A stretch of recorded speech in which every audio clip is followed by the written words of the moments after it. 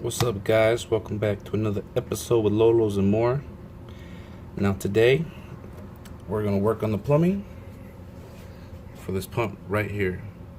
So let's get started. These came off of another lowrider that my homeboy had, and we took them off, and we're gonna put them in this one, in the Jimmy. So this video is pretty much self-explanatory. There is plenty of ways that you can plumb a setup, multiple ways. I mean, it's up to you, really. Yeah, it's not much really to say, but I'll give you a couple tips on how pumps should go together. This check valve right here. Let's see, does it say? It doesn't say flow,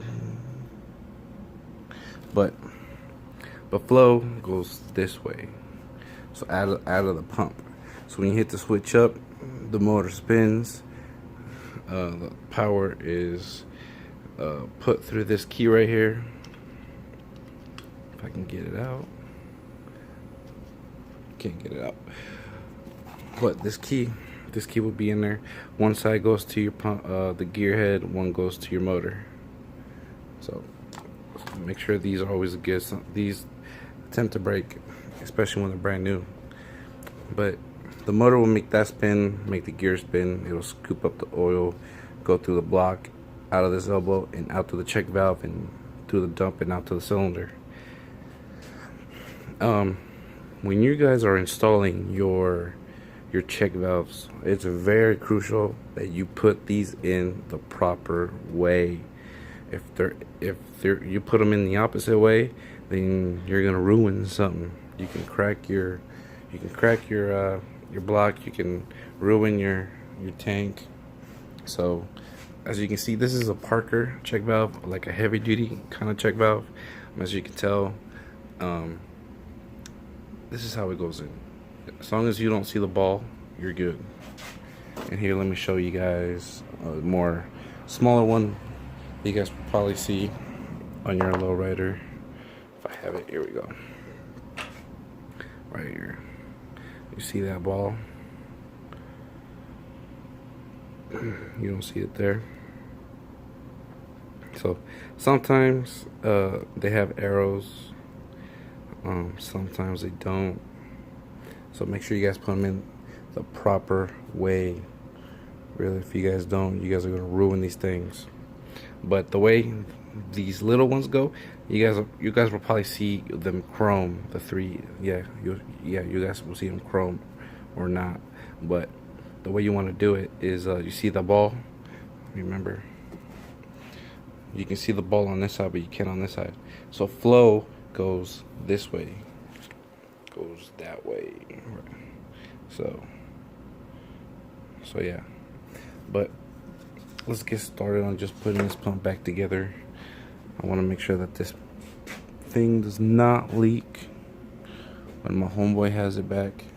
So I'll give you guys a little tip on how to add on the Teflon tape.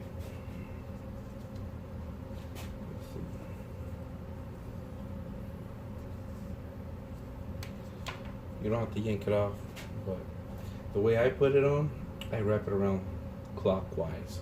If you wrap it around counterclockwise, as you screw it in, it's gonna start bunging up the Teflon in the threads, pretty much kind of taking it off when you screw them off. So here, put this on. Oh, and don't be afraid to put on too much, because in reality there's never too much. So let's just add a little bit more. There's some guys that barely put on any. There's some guys that put pipe sealer. It's almost like a putty. But there we go. So it's clockwise. When you screw it in, it won't.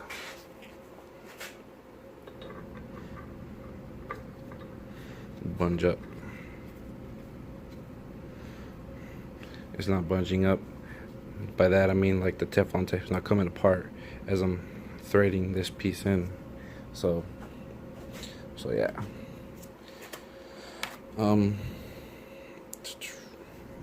Now dumps.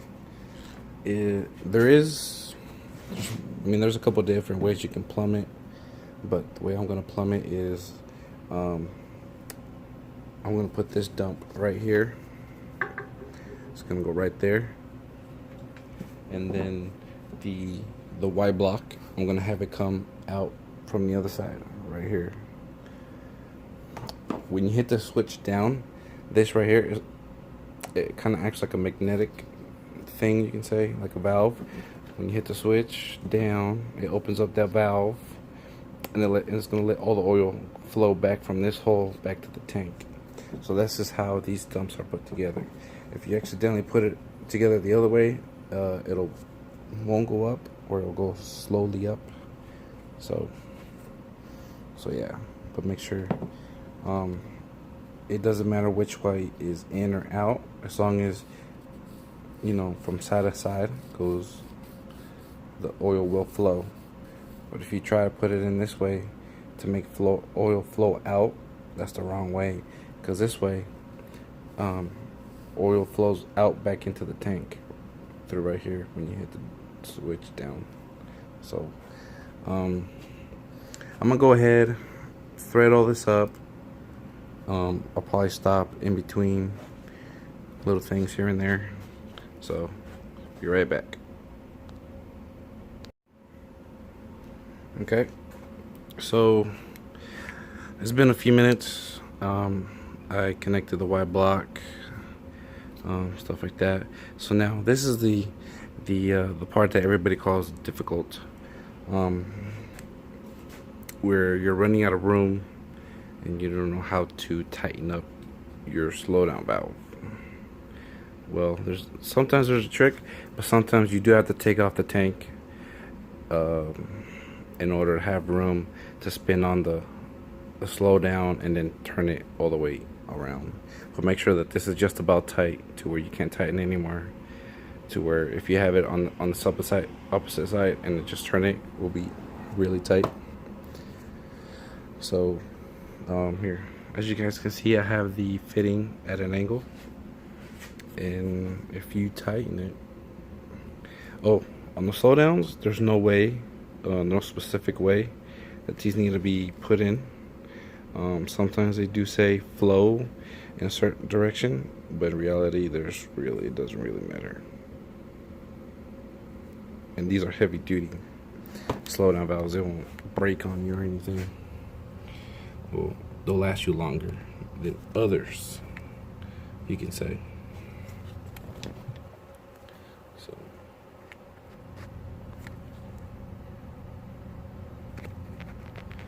kind of show you guys what I meant. So it's at an angle right now. I already have the Teflon tape on top of it. Tighten it up.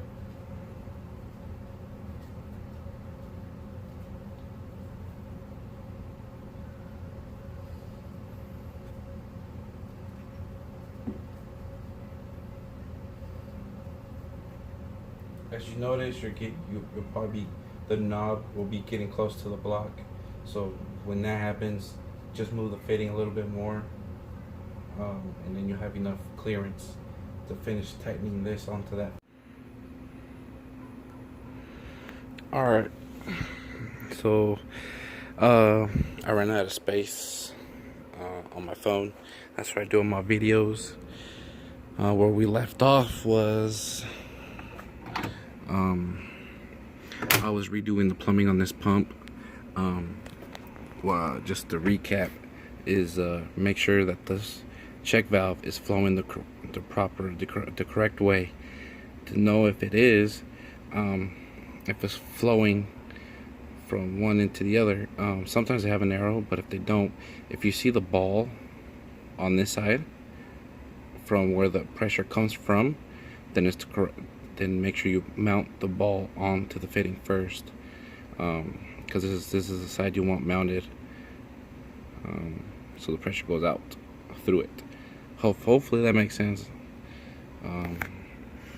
In the slowdown valves / needle valves, these don't matter which way they go. If they have an arrow and if that makes you comfortable to put them in the way they say, then that's fine too. But yeah, but what I've done to this pump is pretty much just redo it. Put Teflon tape, make sure it doesn't leak in this car. Next step is I'm gonna polish these. It'll probably be right before I hand over the car. Now on this side,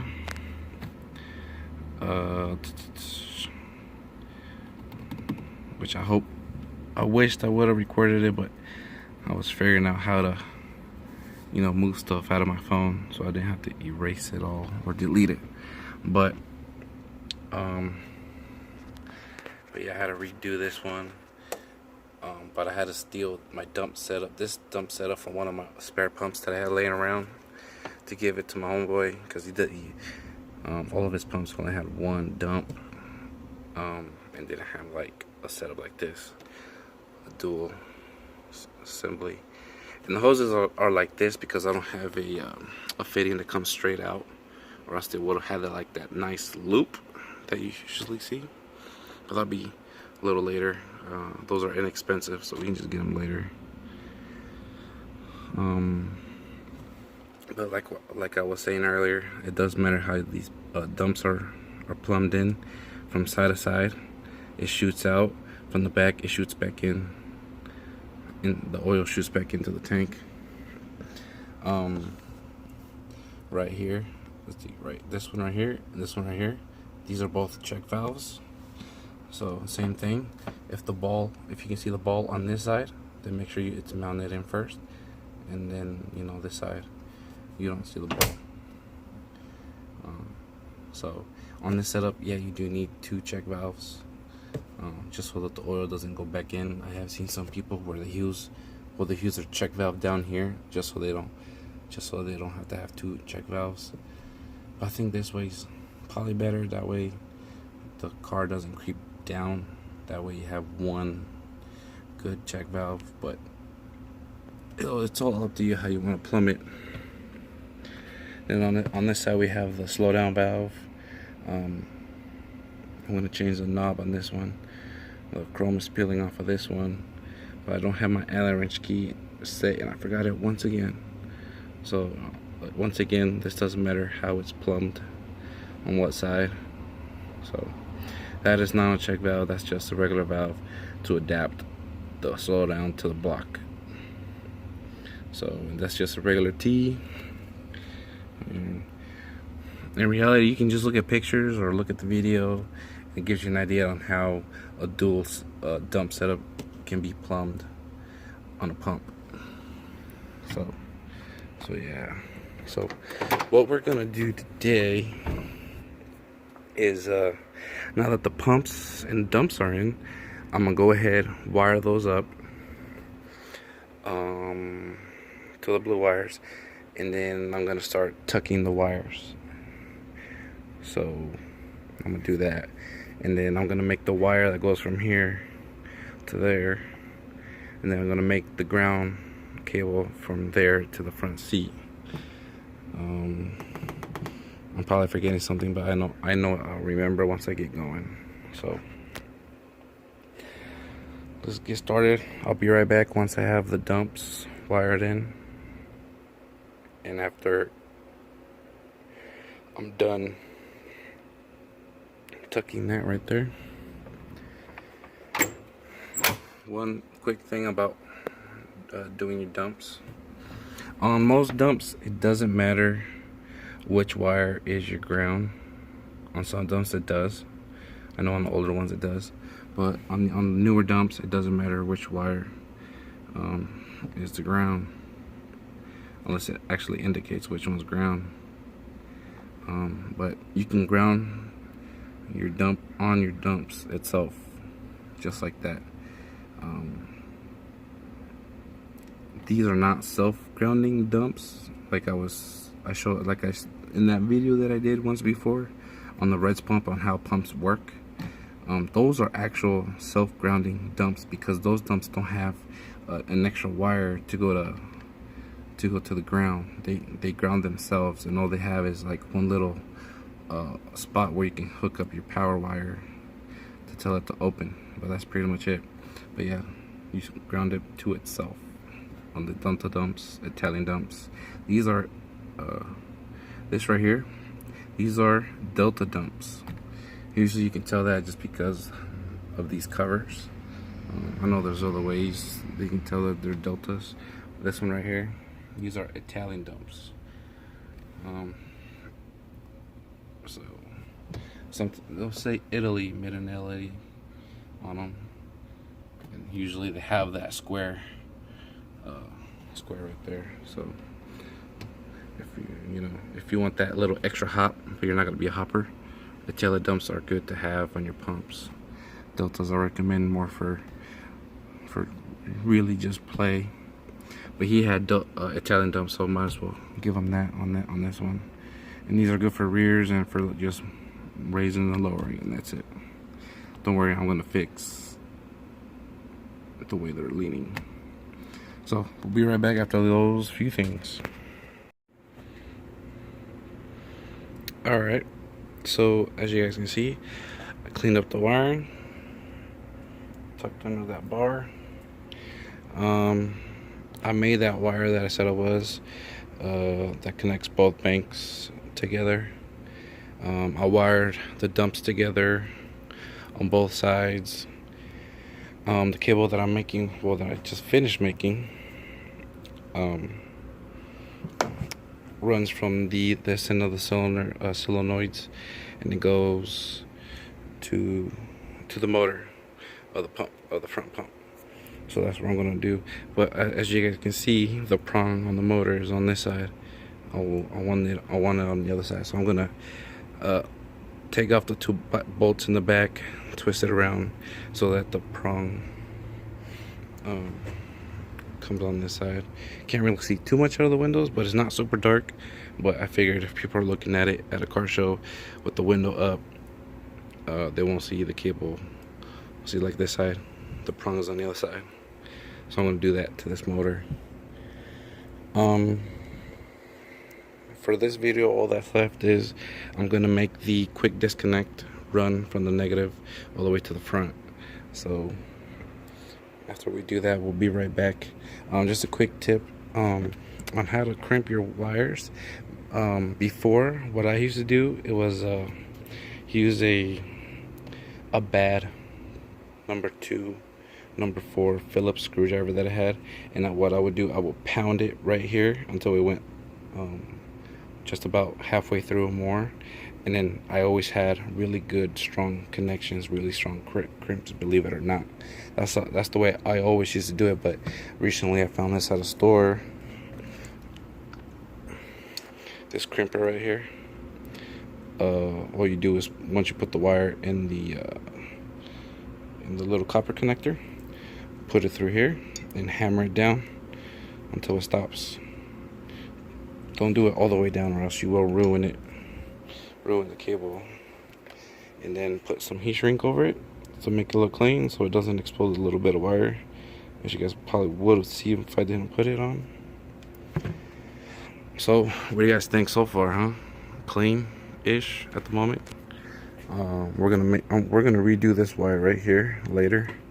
I'm just down to my last 2, and those are not cheap. So we'll be right back after I run this through and run it, and then make a cable for the quick disconnect. And then I think I might put some oil in that front pump and see if the front goes up, because I need to break in the springs that I have up front. The springs that's on this Jimmy were on my Dakota truck, on my Lowrider, and for some reason it sits high, which is weird, because when they were on my truck sat low. So I might just have to break them in. They were out of my truck for like two years so far, so they probably stiffened up again. But I think I might go ahead and have that pump working before we finish off this video. So we'll be right back. All right, we're back. So I did that cable to connect both banks of the batteries. I did the cable that runs from the solenoid to the pump, and then I also did the ground cable. Here, I'll show you guys. It was getting dark.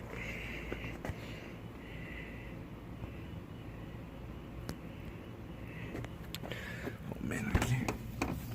Here, hold on. Get a flashlight real quick. I found one the other day. It's my dad, so don't tell him or else he'd kill me if I use this stuff. So I ran the ground cable. It's gonna be more cleaner, but there we go. So here's the quick disconnect.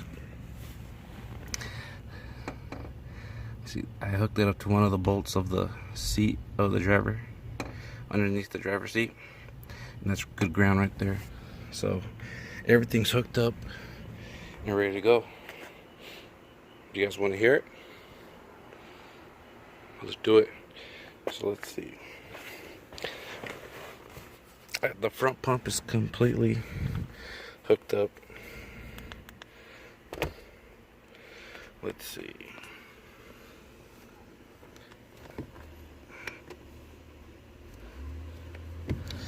All right, moment of truth. We are gonna hit the down switches first. Here, ready? You guys hear that click? That's the dump working. Next dump, it works. Switch with both dumps for the rear. It works. Now the front pump. Let's see. Oh yeah. You can hear that. Let's see if this baby wants to go up.